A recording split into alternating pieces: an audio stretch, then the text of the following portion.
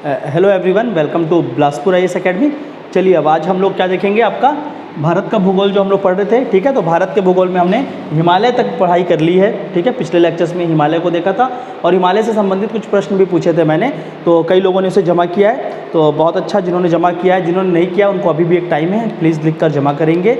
और इसके बाद मैं एक सेशन लूँगा आपका आंसर राइटिंग पे, तो वहाँ पर हम लोग उसको डिस्कस भी करेंगे और कैसे आंसर को लिखना है वो सारी चीज़ों को वहाँ पर हम लोग चर्चा करेंगे उसके ऊपर। ठीक है, कि किस तरह से आप आंसर को लिख सकते थे और किस तरह से उस पर्टिकुलर क्वेश्चन को आपका कैसे करना है, धीरे धीरे अप्रोच करना है, आपको कौन सी कॉपी पे क्या लिखना है, वो सारी चीज़ों को मैं बताऊंगा कि आपका जो दूसरा कॉपी बनाया है वो किस तरह से। और आज असाइनमेंट के कुछ क्वेश्चंस दिए हुए हैं। ठीक है, तो ऑलरेडी उसमें से कुछ क्वेश्चंस मैंने आपको पहले से बता दिया, ऑलरेडी कई लोगों ने लिख लिया है, तो जिन्होंने लिख लिया अच्छी बात है, नहीं लिखे हैं तो उस क्वेश्चन को सीक्वेंस में एक बार पढ़ लेंगे आप लोग। ठीक है, आज ग्रुप में आप लोगों के अपलोड करा दिया जाएगा। चलिए आज हम लोग आपका जो प्राकृतिक विभाजन देख रहे थे, भारत के जो प्रकृति विभाजन देख रहे थे, उसका दूसरा टॉपिक देखते हैं। ठीक है, तो दूसरा बहुत ही इंपॉर्टेंट टॉपिक जो है वो क्या है, गंगा का मैदान, या इसी को क्या बोलते हैं, भारत के उत्तर का मैदान। ठीक है, तो क्या है वो, उत्तर का मैदान।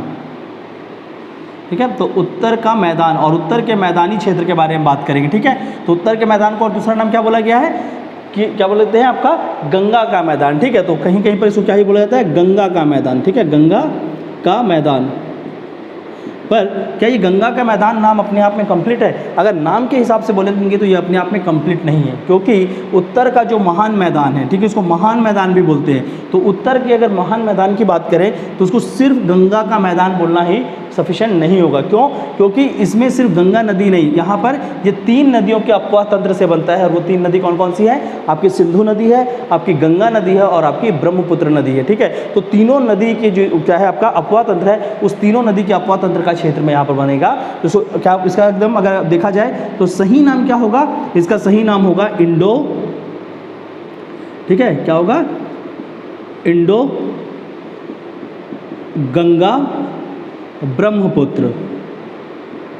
ठीक है, ब्रह्मपुत्र, तो ये क्या होगा, इंडो गंगा ब्रह्मपुत्र का मैदान। ठीक है, तो इसको सही नाम अगर देखेंगे तो क्या होगा, इंडो गंगा ब्रह्मपुत्र का मैदान। तो ये इसका एक जनरल नाम है कि किस तरह से इसका नाम क्या है। ठीक है, तो अगेन हम लोग इस टॉपिक के अंदर क्या क्या पढ़ना होगा, अगर हम लोग अपना जैसे हिमालय को हमने देखा था अलग अलग सेक्शन में क्या क्या पढ़ाई किया था, तो वैसे उत्तर के मैदान की भी पढ़ाई करेंगे। ठीक है, और उत्तर के मैदान को जब आप पढ़ेंगे तो उसमें बहुत सारा चीज़ आपको समझने के लिए। तो सबसे पहले हम क्या करेंगे, इसकी उत्पत्ति के बारे में बात करेंगे। ठीक है, सॉरी, आपका किसके बारे में बात करेंगे, उत्पत्ति। ठीक है, तो इसकी उत्पत्ति को समझेंगे। उत्पत्ति के बाद हम लोग जाएंगे इस पे दूसरा चीज़ देखने के लिए, इसका फिर हम लोग क्या करेंगे, विभाजन के बारे में चर्चा करेंगे। जैसे उसके विभाजन किए थे हिमालय की, तो इसका भी हम लोग विभाजन देखेंगे और विभाजन को दोनों क्रम में देखेंगे। दोनों क्रम में जैसे कि आपका क्या होगा, एक होगा पश्चिम से पूर्व, एक हम लोग देखेंगे आपका पश्चिम से पूर्व दिशा में किस तरह से इसका विभाजन है, और दूसरा हम लोग देखेंगे आपका उत्तर से दक्षिण विभाजन। ठीक है, तो उत्तर से दक्षिण दिशा का विभाजन देखेंगे। तो हम लोग क्या पढ़ेंगे, उत्पत्ति पढ़ेंगे, उसके बाद उसके विभाजन की बात करेंगे। विभाजन के बाद हम लोग देखेंगे इसकी विशेषताओं पे चर्चा करेंगे। ठीक है, तो हम लोग इसकी विशेषताओं पे चर्चा करेंगे और विशेषताओं के बाद हम लोग चलेंगे देखने के लिए इसके महत्व को। ठीक है, ये चारों सेक्शन को पढ़ेंगे और उसके अंदर बहुत सारी चीज़ें आएंगी जिसको आपको पढ़ना होगा, और एक एक छोटे छोटे फैक्ट्स को जो मैं आपको बताते जाऊँगा उसको भी आप लोग थोड़ा सा ध्यान रखेंगे। ठीक है, क्योंकि वो आपका वहाँ कहीं ना कहीं प्रीलिम्स में वो चीज़ आपको काम आएगी। चलिए तो देखते हैं आपका उत्तर का मैदान, और उत्तर के मैदान को अच्छे से समझते हैं। ठीक है, तो सबसे पहले हम लोग इसकी उत्पत्ति के बारे में बात करते हैं। ठीक है, तो उत्तर के मैदान की उत्पत्ति को समझते हैं। ठीक है, तो यहाँ से हम लोग एक एक करके सारे टॉपिक को पढ़ेंगे। सबसे पहले हम लोग उत्तर के मैदान की उत्पत्ति क्रम को समझते हैं, और उत्पत्ति को समझना है तो आपको सबसे पहले इन 2 शब्दों का क्या होना चाहिए, ज्ञान होना चाहिए, क्योंकि इसी को बोलते हैं इसकी उत्पत्ति के सिद्धांत। तो इसकी उत्पत्ति कैसी है, इसके रिगार्डिंग आपको 2 सिद्धांत मिलते हैं। ठीक है, और एक सिद्धांत को क्या बोलते हैं आपका उपनत का सिद्धांत। ठीक है, एक क्या है, उपनत का सिद्धांत है, और जो दूसरा है उपनत मतलब इसको ही बोलते हैं सिंक्लाइन। ठीक है, तो ये क्या है, उपनत का सिद्धांत है, उसको बोल सकते हैं सिंक्लाइन थ्योरी। और ठीक है, और जो दूसरा है आपका, उसको बोलते हैं, इंग्लिश में देखेंगे तो क्या बोलते हैं, 4 डीप। ठीक है, क्या बोलते हैं, 4 डीप, FORE। ठीक है, 4 डीप थ्योरी। और अगर इसी को हिंदी में देखेंगे तो क्या बोलेंगे, अग्रगभीर। सो आपको क्या बोलेंगे, अग्रगभीर का सिद्धांत। ठीक है, तो ये क्या है आपका, अग्रगभीर की सिद्धांत। ठीक है, तो होप यहाँ तक आप लोगों को चीज़ें पता होंगी, ठीक है। एक क्या है आपका उपनद का सिद्धांत, एक है अग्रभीर का सिद्धांत और अग्रभीर का सिद्धांत। देखिए दोनों सिद्धांत लगभग एक जैसे ही हैं, बट पहले इसके साथ उसको समझाया जाता था कि इसकी उत्पत्ति कैसे हुई है, और बाद में जो आज एक्सेप्ट किया जाता है जिस थ्योरी को, जिस सिद्धांत को आज माना जाता है कि हाँ इसी तरह से फॉर्म हुआ होगा, उसको बोलते हैं अग्रभीर का सिद्धांत। और इसको किसने दिया था? एडवर्ड स्वेज ने दिया था, ठीक है। इसको दिया था आपके एडवर्ड स्वेज ने, ठीक है। आपको इतने सारे नाम से याद नहीं रखने हैं, इसलिए मैं आपको यहाँ पर लिख नहीं रहा हूँ। नोट्स में मैंने दिया है, अगर आपको याद रह सकता है तो आप कोशिश करेंगे उसको हैंडआउट से रखने का, नहीं भी कर पाएंगे तो उसको समझ के आप लिखेंगे तो भी बहुत कुछ काफ़ी है, ठीक है। तो चलिए देखते हैं दोनों सिद्धांत के बारे में कि दोनों सिद्धांतों में बताया क्या गया है, ठीक है। तो पहला सिद्धांत आपका क्या है? अपनत और सिंक्लाइन थ्योरी। तो सिंक्लाइन थ्योरी ये बोलती है, देखिए इस तरह से क्या होता है आपका पर्वत होते हैं, ठीक है। तो आपके पर्वत और उसके नीचे घाटी का क्षेत्र, पर्वत और घाटी का क्षेत्र, ठीक है। तो ये माना गया कि ऐसे ही कोई आपका पहले पर्वत थे, ठीक है। तो ये क्या हो गया? ये पर्वत का क्षेत्र है, मान लेते हैं कि आपका हिमालय पर्वत है, ठीक है।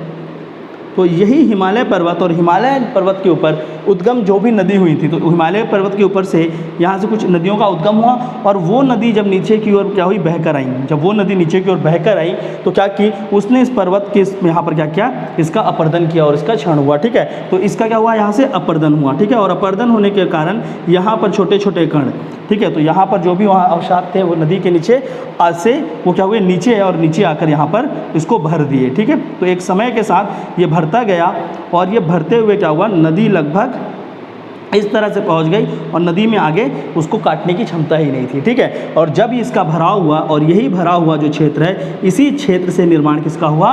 यहाँ पर मैदानी क्षेत्र का निर्माण हुआ, ठीक है। तो इसी क्षेत्र से मैदान का निर्माण हुआ, और इसी मैदान को जो हिमालय से उत्पन्न हुई नदी काटकर इस जगह को भरी, इसी को क्या बोलते हैं? इसी को बोलते हैं नदन प्लेन ऑफ इंडिया, या इसी को बोलते हैं उत्तर का महान मैदान, ठीक है। और कौन कौन सी नदी थी? तो मुख्यतः देखा जाए तो गंगा, आपकी ब्रह्मपुत्र और आपकी सिंधु नदी थी, ठीक है। तो वो तीनों नदी से चालू हुआ। यहाँ इंडो लिखा है, इंडो मतलब क्या है? सिंधु नदी ही, ठीक है। इसको इंडस बोलते हैं, तो इंडो मतलब आपके सिंधु नदी। तो वो तीनों नदी ने इसको भरा है, और उसके कारण इस जो क्षेत्र बना इसको क्या बोला गया? इसको बोला गया उत्तर का महान मैदान। पर बाद में इसी जो थ्योरी है, इस थ्योरी को इस बात के लिए चैलेंज किया गया कि भाई ठीक है ये तो ऐसा भरा है, पर इतना बड़ा जमाव आपके नदी के घाटियों में हो सकता है।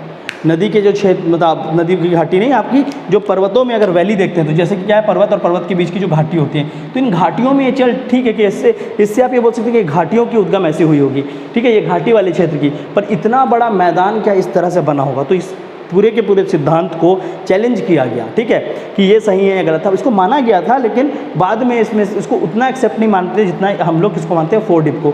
तो इस थ्योरी के देखते हुए एक आदमी आए एडवर्ड स्वेज, और बोले कि ये सिद्धांत तो ठीक है, शायद हो सकता है, मैं ये नहीं बोल रहा कि ये हर तरह से गलत है, उन्होंने ये कहा, पर इसमें सब कुछ आप एक्सप्लेन नहीं कर सकते। अगर आप पूरी की पूरी उस जगह को देखेंगे, उस क्षेत्र को देखेंगे, उत्तर के मैदान को, तो वहाँ पाए जाने वाले हर एक चीज़ों को इससे आप एक्सप्लेन नहीं कर सकते, ठीक है। अभी हम लोग को उतना हार्डकोर ज्योग्राफी नहीं जाना है, इसलिए मैं आपको इसे बता रहा हूँ कि जो भी चीज़ें वहाँ मिल रही हैं, जिस भी तरह की वहाँ पर प्राकृतिक फीचर्स मिल रहे हैं, ठीक है, जो भी, तो उसको हम लोग इससे समझा नहीं सकते थे। तो उन्होंने बोला कि नहीं, इस तरह से नहीं, उन्होंने एक दूसरी थ्योरी दी जिसको क्या बोला गया? अग्रभीर, या आप बोल सकते हैं फोर डीप की थ्योरी। और फोर डीप की थ्योरी ये उसका कहना ये था कि भाई पहले यहाँ पर क्या थे? दो प्लेट थे, ठीक है। और ये दो प्लेट कौन कौन से थे? ये वाला था आपका यूरेशियन प्लेट, और ये था भारतीय प्लेट। और जब ये दोनों प्लेट एक दूसरे से टकराए, जब टकराने लगे तो इसमें क्या हुआ? आपके पर्वतों का निर्माण हुआ, ठीक है। तो ये जब टकराए थे तो यहाँ पर क्या हुआ था? पर्वतों का निर्माण हुआ था, ठीक है। और पर्वत के निर्माण होने के बाद धीरे धीरे ये जो भारतीय प्लेट है वो इसके नीचे धंस गया, क्योंकि वो भारी था, तो भारतीय प्लेट इसके क्या हुआ? नीचे आकर कुछ इस तरह से सेट हो गया, ठीक है। कुछ इस तरह से आपका जो भारतीय प्लेट है वो यहाँ पर सेट हो गया। तो इस वाले क्षेत्र में क्या थी? यहाँ पर पर्वतों का निर्माण था पूरा, और ये वाला क्षेत्र अगर पर्वत के इधर का क्षेत्र देखें तो ये क्या था? थोड़ा सा गड्ढे जैसा देखने को मिला, ठीक है। तो क्या था? कुछ इस तरह से बना, ये पर्वत है और उसके नीचे ये वाला क्षेत्र, ठीक है। और उसके बाद फिर क्या है? आपका पठार का क्षेत्र है, जो भी आपका जो बचे हुए प्लेट हैं, तो भारतीय प्लेट का जो बचा हुआ हिस्सा है ये क्या है? पूरा आज भी पठार है, तो ये पेनिनसुलर पठार है, ठीक है। ये नदन प्लेन हो गया, और ये क्या हो गया? हिमालय हो गया, ठीक है। अगर इसको अच्छे से समझेंगे तो यहाँ तक हिमालय बता रहे हैं वो, ये नदन प्लेन बता रहे हैं, वो क्या बता रहे हैं? आज का जो पठारी क्षेत्र है। और ये वाला जो क्षेत्र था, ये जो धंसा हुआ क्षेत्र था, इसी क्षेत्र को यहाँ से उद्गम होने वाली नदियाँ नीचे आई, और यहाँ पर पर्वतों को काटते हुए इस पूरे क्षेत्र को उसने भी क्या किया? भर दिया, ठीक है। और जब इसको पूरा भरा और ये फिल हुआ तो ये क्या हुआ, इस लेवल पे आ गया, ठीक है। और इसी से जो निर्माण हुआ इसको क्या बोलते हैं, उत्तर का महान मैदान, ठीक है। तो कुछ इस तरह से क्या बोला उन्होंने, आपकी जो ये चीज़ें हैं वो बनी है, ना कि इस तरह से बनी, ठीक है। तो इस तरह से बनने से क्या होता है, आपका घाटी होता है और उसके बाद फिर से पर्वत दिखते, पर यहाँ पर क्या दिख रहा है आपको, पठारी क्षेत्र दिख रहा है, ठीक है। तो उन्होंने इस तरह से समझाया, और किसने समझाया, एडवर्ड स्वेज ने, कि इस तरह से किसका उत्पन्न हुआ है, आपके अग्रभीर के सिद्धांत को बताया और उससे बताया कि उत्तर के मैदान का निर्माण किस तरह से हुआ है, ठीक है। तो अगर आता है इसको कि आप उत्तर के मैदान की उत्पत्ति को समझाएं तो आप इसमें से अग्रभीर को अच्छे से समझाएंगे, दोनों को लिख सकते हैं वैसे तो, पर अग्रभीर का जो सिद्धांत है, जो आपका क्या है फोरडिप थ्योरी है, वो ज़्यादा एक्सेप्ट की जाती है, ठीक है। तो होप आप लोगों को ये चीज़ समझ आएगा कि ये प्लेट किस तरह से नीचे गया और इसको किस तरह से आपके हिमालय पर्वत से और हिमालय की चोटियों से आने वाली जो भी नदियाँ थी, मुख्यतः उसमें 3 नदी जो आपकी क्या है, ब्रह्मपुत्र, गंगा और इंडस, क्योंकि उनके ही अपवा तंत्र मानी जाती हैं, बाकी उनकी क्या है, सहायक नदियाँ हैं, ठीक है। तो ये क्या था आपका उत्तर के मैदान और उत्तर के मैदान की उत्पत्ति किस तरह से हुई, ठीक है। तो आप लोगों को होप यहाँ तक समझ आया होगा। अब हम लोग चलते हैं जो सबसे बड़ा सेक्शन है, यहाँ पर जो सबसे इम्पॉर्टेंट सेक्शन भी बोल सकते हैं और सबसे बड़ा सेक्शन जो है आपके उत्तर के मैदान में हमको पढ़ना होता है, वो है उसका विभाजन। और इसके विभाजन के जब बात करते हैं तो देखिए 2 तरह से विभाजन हमको देखने को मिल रहा है। एक क्या है आपका पश्चिम से पूर्व का विभाजन और एक है आपके उत्तर से दक्षिण का विभाजन। ये उत्तर से दक्षिण आप लोग हमेशा पढ़े होते हैं, जिन्होंने पहले पढ़ा होगा, जो फर्स्ट टाइम पढ़ रहे हैं चलिए उन्होंने नहीं पढ़ा होगा, पर स्कूल में भी अगर पढ़ा होगा, कहीं ना कहीं सुन लेते हैं ना, भारत में रहते हैं तो कहीं ना कहीं भारत के बारे में हमको पता रहता है, तो ये अक्सर आपने सुना होगा, क्या बांगर, खादर, तराई, ये सारे क्षेत्र के बारे में सुना होगा। तो वो क्या है, उत्तर से दक्षिण का विभाजन है। पर बहुत ही कम लोग हैं जिनको पता होगा कि गंगा के मैदान क्या जो है पश्चिम से पूर्व का विभाजन कैसा है, और मोस्टली ये चीज़ आप लोग मिस कर जाते हैं और एग्जाम में ये सारी चीज़ आपको देखने को मिलता है, ठीक है। तो हम लोग सबसे पहले इसलिए इस चीज़ को समझेंगे, जो सबसे बड़ा सेक्शन होता है इसका, कि आपका पूर्व से पश्चिम और पश्चिम से पूर्व आपकी गंगा के मैदान का विभाजन किस तरह से है, ठीक है। तो अब पूरे के पूरे विभाजन को हम लोग यहाँ पर समझेंगे कुछ इस तरह से बनाकर, ठीक है। तो इसको पहले मैं यहाँ से मिटा देता हूँ और उसके बाद हम लोग इसको समझते हैं, ठीक है। तो सबसे पहले हम लोग क्या देख रहे हैं, उत्तर से पश्चिम, सॉरी आपका उत्तर के मैदान का पूर्व, सॉरी आपका पश्चिम से पूर्व, ठीक है। तो पश्चिम से पूर्व विभाजन देख रहे हैं, ठीक है। और पश्चिम से पूर्व जब हम उत्तर के मैदान को देखेंगे तो वो क्या है, 3 नदी हैं टोटल, तो तीनों नदियों के क्षेत्र में वो क्या है आपके बटे हुए हैं, ठीक है। तो सबसे इधर जो आता है इसको क्या बोलते हैं, ट्रांस गंगा, ठीक है। क्या बोलते हैं, ट्रांस गंगा प्लेन, या उसको बोलते हैं क्या, ट्रांस गंगा मैदान, ठीक है। तो गंगा के पिछले भाग का, तो इसको क्या बोलते हैं, ट्रांस गंगा, ठीक है, ट्रांस गंगा मैदान, ठीक है, पहला क्षेत्र। दूसरा क्षेत्र क्या बनेगा, गंगा का मैदान,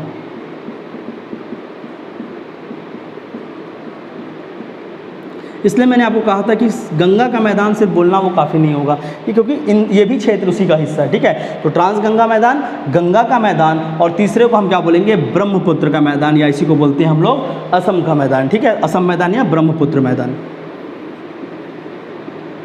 ठीक है। तो इसको क्या बोलेंगे, ब्रह्मपुत्र या असम, ठीक है, का मैदान, ठीक है। तो अब इन तीनों क्षेत्रों के बारे में चर्चा करेंगे, किस तरह से है और इसका डिवीजन कैसे है। देखिए इसको इसलिए पढ़ना जरूरी है क्योंकि वो आपको नाम दे देंगे प्रीलिम्स में, ठीक है, और उनको बोलेंगे कि आप क्या करेंगे, पश्चिम से पूर्व की ओर जमाइए, या बोलेंगे पूर्व से पश्चिम की ओर जमाइए, ठीक है। तो और कभी उसको मेंस में भी डायरेक्ट पूछ देंगे कि आप अवध प्लेन जो है, अवध का मैदान है, उसके बारे में लिखें 2 नंबर में, या बोल देंगे मिथिला मैदान कहाँ पर अवस्थित है। तो ये सारी चीज़ इसलिए आपको क्या है इंपॉर्टेंट समझने के लिए, ठीक है। तो सबसे पहले हम लोग चालू करते हैं आपका ट्रांस गंगा मैदान, ठीक है। तो गंगा के पिछला मैदान जो है उस मैदान को ट्रांस गंगा इसलिए क्या है क्योंकि ये 2 पार्टों में डिवाइडेड है, ठीक है। तो 2 पार्ट क्या होगा, एक तो होगा सिंधु का मैदान जो सिंधु नदी से बनेगी, ठीक है। तो क्या है, सिंधु का मैदान, और दूसरा क्या है, राजस्थान का मैदान, ठीक है। तो आपका क्या हो गया, एक हो गया राजस्थान का मैदान और एक हो गया आपका सिंधु का मैदान, ठीक है। तो सिंधु का मैदान और राजस्थान का मैदान समझते चलेंगे इसको अच्छे से, ठीक है। तो यहाँ पर मैं, चलिए अब यहाँ पर गंगा का मैदान लिखा, इसको हटा देते हैं थोड़ी देर के लिए, इस चीज़ को यहाँ पर हम लोग डायग्राम के साथ भी समझेंगे, ठीक है। तो यहाँ पर ऐसे बना लेते हैं, ठीक है। तो ये क्या है आपका, ये है भारत का ऊपरी हिस्सा, ठीक है, राजस्थान वाला पार्ट, और कुछ इस तरह से हम लोग इसको अच्छे से ड्रॉ कर लेते हैं क्योंकि इस तरफ का हमको जरूरत पड़ेगा, ठीक है। तो ये हो गया आपका राजस्थान का मैदान और ये वाला पाकिस्तान का हिस्सा, ठीक है। तो सबसे पहले हम देखते हैं सिंधु का मैदान, और ये सिंधु के मैदान की बात करेंगे तो ये क्या है, 2 हिस्सों में बटा हुआ है। ठीक है, ठीक है, तो ये सिंधु के मैदान को भी देखेंगे तो ये भी आपका 2 हिस्से में दिखेगा। एक को बोलेंगे पंजाब प्लेन, ठीक है, क्या बोलेंगे, पंजाब का मैदान। तो एक आएगा पंजाब मैदान और दूसरे तरफ क्या होगा, सिंध का मैदान। ठीक है, तो एक तरफ क्या है, सिंध। तो आपका क्या है, ट्रांसगंगा 2 भागों में है, एक है सिंधु, एक है क्या है, राजस्थान। सिंधु किस में डिवाइड है, आपका सिंधु मैदान में और आपका पंजाब के मैदान में। ठीक है, और अब ये सिंधु मैदान की बात करेंगे। देखिए ये मैदान और ये जो क्षेत्र है, ये क्षेत्र बनता कैसे है, ये मैदान का क्षेत्र। तो मैदान का क्षेत्र यहाँ पर जितने भी हैं वो किससे है, नदियों के द्वारा बनाया हुआ क्षेत्र है, और नदियों के या तो बीच का मैदान है या नदियों ने काटकर वहाँ पर जो भी मिट्टियों को जमा किया है उस मिट्टियों को एकत्रित करने से वो मैदान का निर्माण हुआ है। ठीक है, तो अगर पंजाब और सिंधु ये इस वाले मैदान की बात करें तो ये क्षेत्र क्या बोलते हैं, पंचनाद। ठीक है, तो यहीं पर अगर देखेंगे इस मैप को अच्छे से समझेंगे यहाँ पर थोड़ा सा। ठीक है, तो यहाँ पर आपकी क्या आती है, यहाँ पर से निकलती है नदी और इस नदी का नाम क्या है, सिंधु नदी। ठीक है, आपका ये क्या है, सिंधु नदी। ठीक है, मैं आपको यहाँ पर अभी ग्लेशियर वगैरह के नाम नहीं बता रहा हूँ, उसको अपवा तंत्र में अलग से पढ़ाऊंगा। नहीं तो यहाँ पर आती है बोखरजू ग्लेशियर जिससे निकलती है सिंधु नदी, उसके बगल में यहाँ पर चेमयांगडुंग ग्लेशियर है जिससे क्या निकलेगी, आपकी ब्रह्मपुत्रा। ठीक है, यहाँ पर आएगा बंदरपुच, उससे निकलेगी आपकी कौन सी, यमुना। यहाँ पर गंगोत्री ग्लेशियर, उससे निकलेगी गंगा। तो ऐसे बहुत सारे आपके क्या है, हिमग्रह हैं जिसको हम बोलते हैं आपका ग्लेशियर। तो ग्लेशियर के बारे में हम लोग अपवा तंत्र में बात करेंगे। ठीक है, तो ये क्या है आपका सिंधु। ठीक है, तो सिंधु के बाद इसी क्षेत्र से अगर देखेंगे तो दूसरी नदी आएगी और ये क्या है, चेनाब। आप लोगों को पहले से पता होगा, तो ये क्या है, चेनाब। ठीक है, ये चेनाब नदी, सिंधु नदी।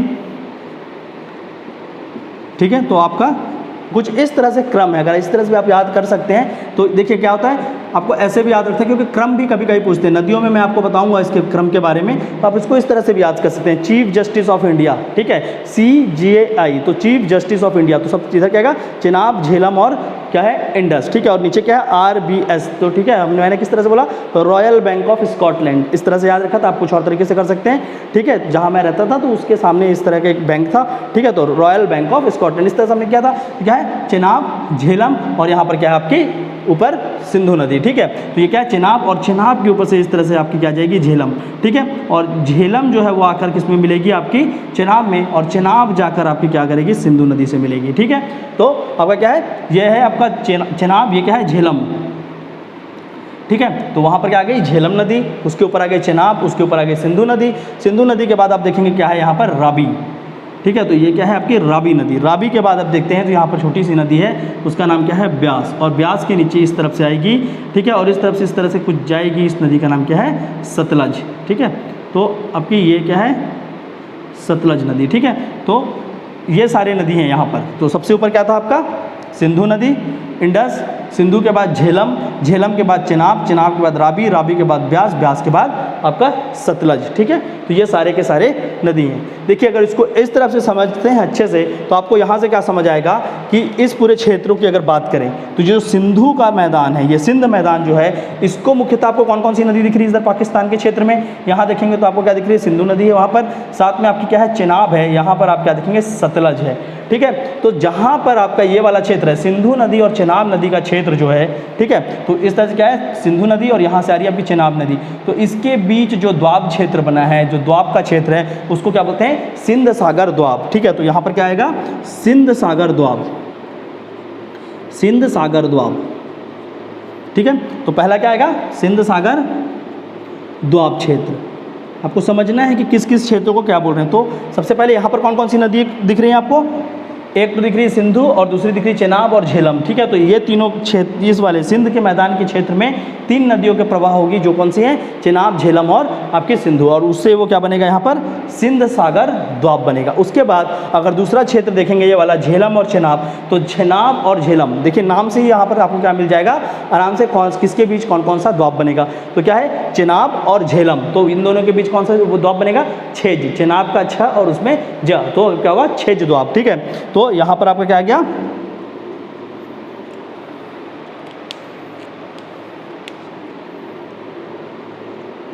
ठीक है, तो यहाँ पर क्या है, छेज द्वाब। ठीक है। तो चेनाब और झेलम, तो अब यहाँ पर क्या है, 2-3 नदियों से दिख रहा है पूरा का पूरा, और ये सिंधु का मैदान बना है। ये पूरा का पूरा देखेंगे तो ये पाकिस्तान क्षेत्र है, ठीक है। पाकिस्तान जो आपका पाकिस्तान का पंजाब क्षेत्र या सिंध क्षेत्र है, वहाँ पर है ये पूरा का पूरा। और ये पूरे जगह को अगर देखेंगे तो ये बहुत बड़ा क्या है, ये उपजाऊ कृषि का क्षेत्र, और वहाँ पर बहुत अच्छी कृषि होती है पाकिस्तान में। और इसी वाले क्षेत्र में यहाँ पर क्या है, गन्ने की बहुत अच्छी कृषि होती है। तो भारत जब क्या हुआ, आज़ाद हुआ, और उसका जब यहाँ पर आपका विभाजन हुआ भारत का, तो एक बहुत बड़ा जो कृषि उत्पन्न वाला क्षेत्र था, बहुत फर्टाइल लैंड था, वो किसको चला गया, पाकिस्तान को चला गया। और उसी क्षेत्र को अभी क्या बोलते हैं, सिंधु मैदान बोलते हैं, या सिंध मैदान, जिसमें क्या कहता है, सिंध स्वागर दोआब और आपका छेज दोआब का क्षेत्र आता है, ठीक है। उसके बाद अगर हम लोग पंजाब मैदान की बात करें तो ये मुख्यतः आपकी कौन कौन सी नदी है यहाँ पर बच रही है, आपकी सतलज, ब्यास और रावी। तो रावी और आपका क्या है, ब्यास, ठीक है। तो रावी और ब्यास जो मिलकर द्वाब बनाते हैं उसका नाम क्या है, रावी ब्यास से बनेगा रेचना द्वाब, ठीक है। तो सॉरी, आपका पहले क्या है, आपका देखिए यहाँ से किस तरह से द्वाब बनता है, तो ये क्या है, सिंधु, इंडस, ठीक है। तो सिंधु को पहले भूल जाते हैं, आपका झेलम, और इन दोनों ने, झेलम और चेनाब ने क्या बनाया, छेज, ठीक है। तो इन दोनों ने क्या बनाया, छेज द्वाब। उसके बाद अगर चेनाब और रावी की बात करें, चेनाब और रावी, तो चेनाब और रावी से कौन सा द्वाब बनेगा, देखिए चेनाब और रावी, तो इनसे बनेगा रेचना द्वाब, ठीक है, ठीक है। तो यहाँ पर क्या है, तीसरा एक और द्वाब आएगा, उसका नाम है रेचना द्वाब, ठीक है। तो आपका क्या क्या, रेचना, ठीक है, रचना मत लिख लेना, ये रे है, रेचना द्वाब, ठीक है। तो यहाँ पर रचना द्वाब आएगा। उसके बाद देखेंगे इस वाले क्षेत्र को रावी और ब्यास, तो रावी और ब्यास से बनेगा बारी द्वाब, ठीक है। तो पंजाब के क्षेत्र में रावी, ब्यास और सतलज दिखेंगे, तो यहाँ पर पहला क्या दिखेगा, बारी द्वाब, ठीक है, बारी द्वाब। और बारी द्वाब के बाद नीचे देखेंगे तो ये क्या है, ब्यास और सतलज, इन दोनों मिलकर बनाएंगे बिस्त द्वाब, ठीक है। तो क्या बनाएंगे, बिस्त द्वाब। ये सारा मैंने आपको लिख कर दिया है, पर आपको समझना पड़ेगा पहले। तो सबसे पूर्व में आपका क्या था, सिंध सागर, उसके बाद क्या है, छेज है, उसके बाद रचना है, फिर बारी है, फिर बिस्त द्वाब है। तो ये जो बिस्त द्वाब है ये कौन कौन सी, यहाँ पर 3 नदी, और इन नदियों के द्वारा जो मैदान बनाया गया है, बारी, बिस्त, द्वाब वाला, ये वाले क्षेत्र को हम क्या बोलते हैं, पंजाब का मैदान। तो ये वाला क्षेत्र अगर देखा जाए, ये क्षेत्र, ठीक है, तो ये पूरा का पूरा क्षेत्र क्या है, ये है आपका पंजाब का मैदान, ठीक है। पंजाब हरियाणा का मैदान बोलते हैं इसी को। तो ये पंजाब हरियाणा का मैदान, और ये क्षेत्र किसने बनाया है, तो आपका बिस्त द्वाब और बारी द्वाब का क्षेत्र है, ठीक है। तो इसको बोलते हैं पंजाब हरियाणा का मैदान, ठीक है। यहाँ तक आपको क्लियर होगा। अब ये जो द्वाब है, पंजाब हरियाणा वाला द्वाब है, इसको इतने में छोड़ देना, कैसे छोड़ सकते हैं जिनको, लेकिन हमको क्या है, पूरा का पूरा नॉलेज देखना है अच्छे से, ठीक है। तो इसमें क्या होता है, वहाँ पर अगर पंजाब में भी जाएंगे तो पंजाब में भी उस क्षेत्र में अलग अलग संस्कृति है। जैसे छत्तीसगढ़ को भी समझते हैं आप लोग, तो छत्तीसगढ़ के तीनों हिस्से में अलग अलग संस्कृति देखने को मिलती है। जो आपका बीच का एरिया है, जो मैदानी क्षेत्र है, मैदानी क्षेत्र की संस्कृति अलग है। दक्षिणी में क्षेत्र में देखेंगे जो आपका बस्तर वाला है, वहाँ पर आपकी संस्कृति अलग है, और उत्तर के छत्तीसगढ़ में भी। तो उसी तरह पंजाब में भी वहाँ पर संस्कृति में क्या है, वहाँ की जो संस्कृति है, वहाँ का खान पान है, उसमें क्या मिलती है, आपको विभिन्नता मिलती है। और उन विभिन्नताओं के कारण ये जो क्षेत्र है बारी और बिस्त द्वाब का, इसको भी क्या किया है, अलग अलग भिन्नताओं के हिसाब से विभाजित किया गया है, ठीक है। तो पंजाब के इसको भी अगर हम लोग विभाजित करेंगे तो इसको विभाजन करके कुछ यहाँ पर पार्ट बनाए गए, ठीक है, बनाए गए मतलब आपका प्रकृति के हिसाब से। तो इसको भी कुछ अलग अलग किस्में मैदानी क्षेत्र में तोड़ा गया। तो सबसे ऊपर अगर यहाँ पर देखेंगे तो यहाँ पर क्या आएगा, मांझा मैदान, ठीक है। तो आपका क्या है, मांझा मैदान, ठीक है। तो ये वाला जो क्षेत्र है ऊपर का क्षेत्र, इसको क्या बोलते हैं, मांझा मैदान बोलते हैं, ठीक है। वहाँ की संस्कृति के हिसाब से इसको तोड़ा गया है, क्लियर, ठीक है। मांझा मैदान जो सबसे नीचे वाला क्षेत्र है, ये वाला, ठीक है, तो इसको बोलते हैं सरहिंद, ठीक है। इसको क्या बोलते हैं, सरहिंद,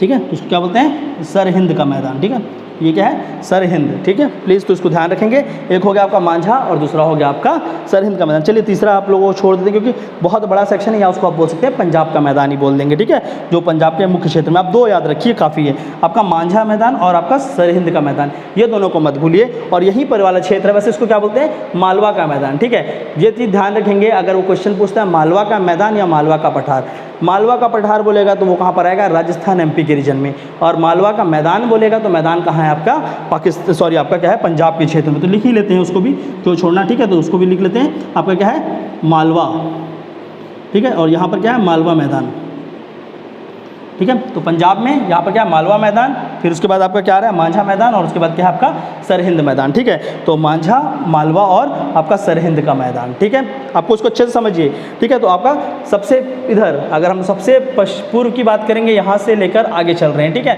तो सबसे इधर पश्चिम में देखेंगे तो सबसे पश्चिम पहले क्या है, सिंध सागर दोआब। सिंध सागर दोआब के बाद क्या है, छेज।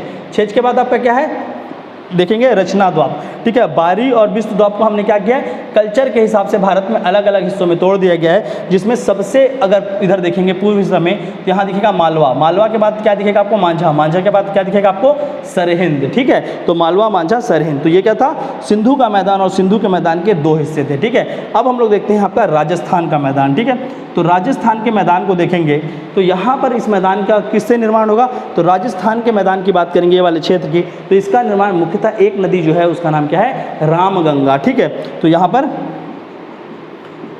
रामगंगा नदी जो है, इस नदी से इसके द्वीप का निर्माण होगा यहाँ पर, और दूसरी और छोटी छोटी नदियाँ हैं। ठीक है, पहले माना जाता है घग्गर नदी। ठीक है, तो अभी भी यहाँ पर एक क्या नदी है, घग्गर।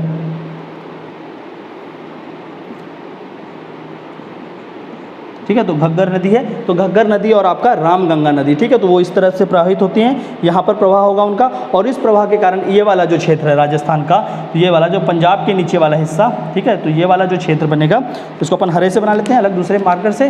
तो ये वाला जो क्षेत्र है, ठीक है, ये वाला एक क्षेत्र, तो इसको क्या बोला जाता है, एक क्षेत्र ये बन जाएगा राजस्थान पे ऊपर का क्षेत्र। दूसरे बात ये वाला क्षेत्र, ये राजस्थान की मैदान की बात हो रही है। ठीक है, और ये किससे बन रहा है, रामगंगा और घग्गर नदी। रामगंगा और घग्गर नदी ये क्षेत्र को बनाएंगे, 1, 2 और तीसरा आपका बनेगा ये वाला हिस्सा। ठीक है, ठीक है, और यहाँ पर फिर क्या आपकी अरावली की चोटी है। ठीक है, तो अरावली से इधर का हिस्सा देखेंगे बस। ठीक है, तो ये क्या है, अरावली। तो अरावली पर्वत, और अरावली पर्वत के बगल में ये 3 हिस्से बनेंगे, इसको बोलते हैं आपका बागड़। ठीक है, क्या बोलते हैं, बागड़। ठीक है, तो आपका सबसे पहले क्या दिखेगा राजस्थान में, राजस्थान के 3 हिस्से कौन कौन से हैं, एक है बागड़। ठीक है, और बागड़ के बाद अगर ये वाला हिस्सा देखते हैं, ये इसको बोलते हैं मरुस्थली, जो डेजर्ट वाला एरिया है। ठीक है, ठीक है, तो आपका क्या आ गया, बागड़, मरुस्थली। ठीक है, तो इसको भी आपको थोड़ा सा ध्यान रखेंगे, यहाँ पे गलती नहीं करना। ठीक है, ये बागड़ क्षेत्र है, मरुस्थली का क्षेत्र है, तो ये वाला जो क्षेत्र है, ये जो बीच वाला दिख रहा है, इसको बोलते हैं रोही। ठीक है, क्या बोलते हैं, रोही।